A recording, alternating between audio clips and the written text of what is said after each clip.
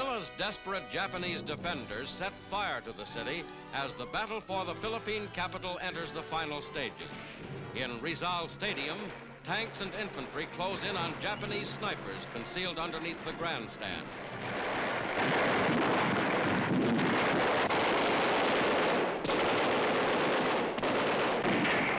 Through heavy crossfire, wounded American troops are brought in for treatment.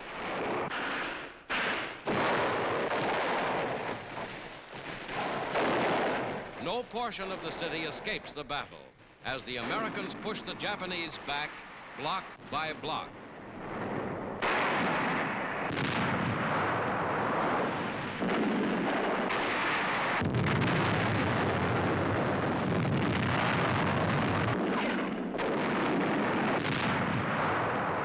As the northern half of Manila is cleaned up, heavy guns are turned across the Pasig River. Here in the city's southern sector, the Japanese are entrenched for a last-ditch stand.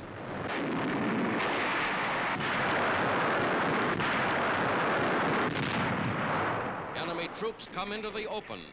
American riflemen open fire.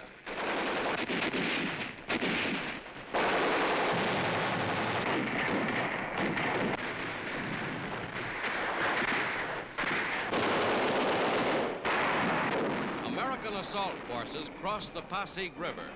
The battle moves into its furious climax.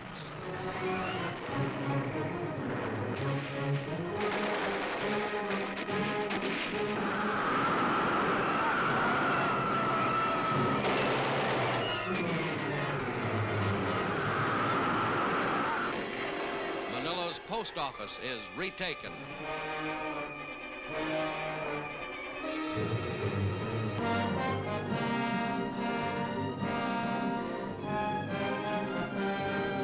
Medical corpsmen carrying wounded scatter as Japanese snipers open fire.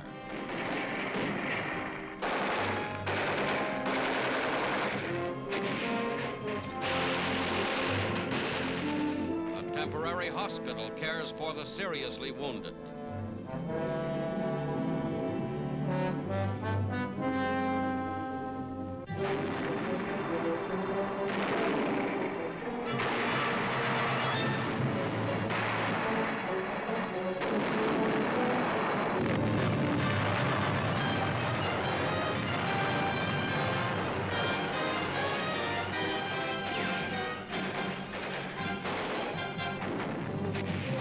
American troops enter Intramuros.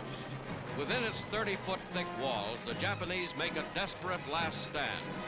Their hiding places are discovered and wiped out.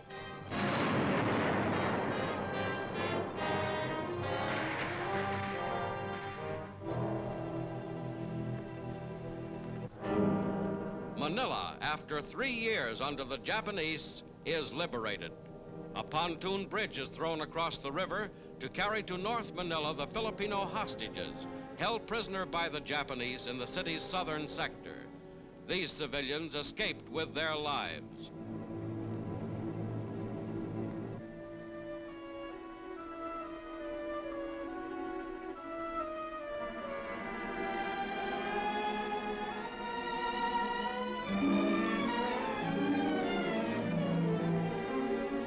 Others did not. Their embattled Japanese captors tied them hand and foot. Then they were slaughtered with bayonets.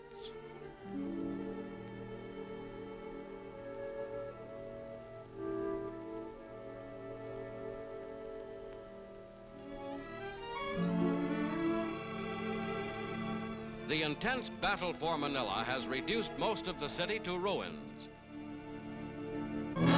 Now to Corregidor in Manila Harbor comes General Douglas MacArthur.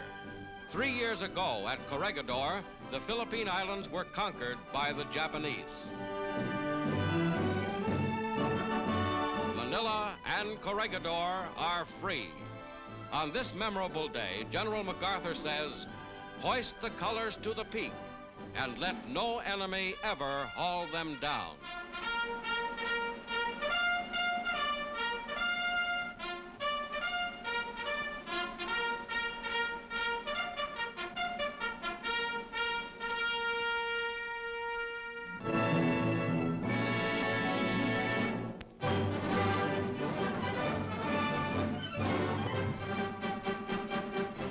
American clothing for Europe's victims of the war.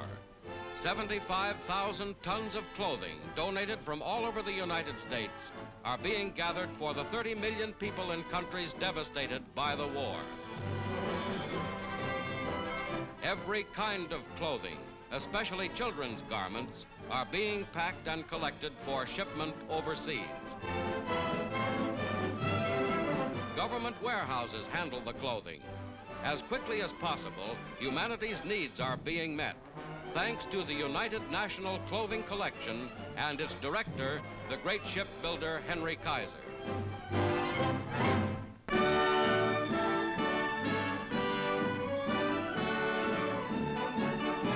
In San Francisco, great American port to the Pacific, preparations are made for the coming World Security Conference.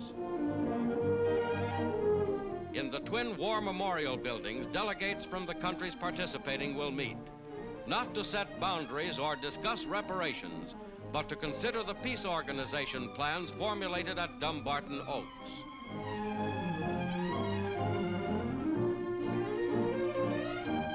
In Washington, American delegates to the San Francisco Conference hold their first meeting. They include distinguished political and educational leaders, representatives appointed by the President from both major political parties.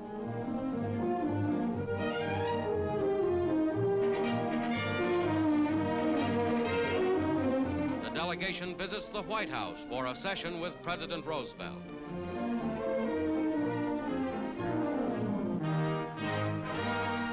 Secretary Stettinius explains the purpose of the conference. The San Francisco Conference of all the United Nations will have before it the proposals drawn up at Dumbarton Oaks by representatives of Great Britain, the Soviet Union, China, and the United States governments.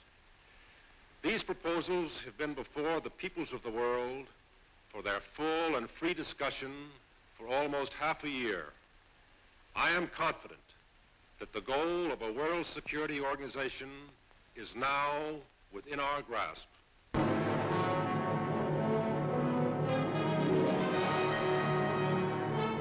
Cologne. This historic cathedral town, rail center of Western Germany and fourth largest German city, falls to the American First Army.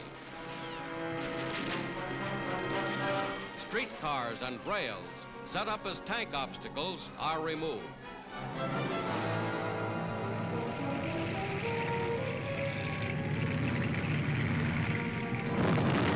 A house-to-house mop-up cleans out Cologne's remaining pockets of resistance.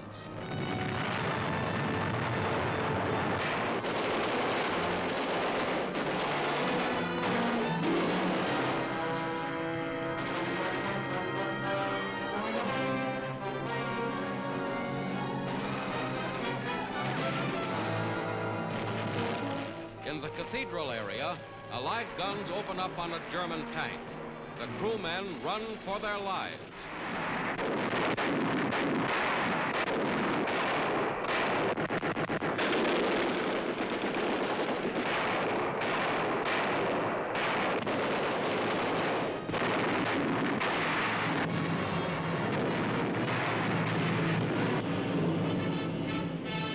In spite of 3 years of bombing, the ancient Cologne Cathedral is almost untouched.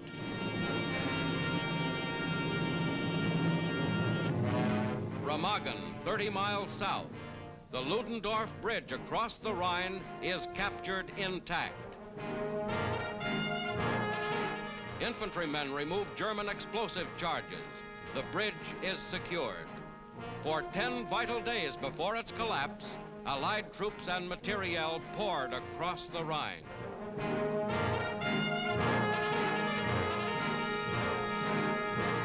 Other bridges, north and south, have since carried 7 Allied armies deep into the heart of Germany.